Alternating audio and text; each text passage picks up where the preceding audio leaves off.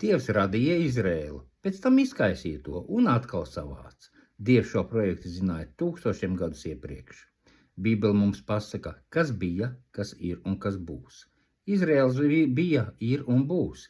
Izraels stāvoklis ir atkarīgs no tā, kāds ir tas garīgais stāvoklis. Tāpat arī mums ir jātuvojas Dievam, lai Sātans atkāpties, jo cits variants nav dots. Vai nu mēs esam ar Dievu, vai nu pret. Terorisms nav attaisnojams, politikas un varu liekulība tiks sodīta par to ļaunumu, un to izdarīs pats Dievs. Dievs sargā Izrēlu, un tas attīstīsies, jo tas ir Dieva projekts. Arī Antihrists dosies pret Izrēlu, bet Jēzus sagraus gan Antihristu, gan visas impērijas un varas, kas stāsies tam pretī.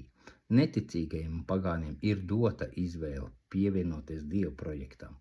Gaisma un glābšana ir tikai pie Dieva, viņa baznīcā, jo visai pasaulē ir vajadzīgs tikai labais un gaišais.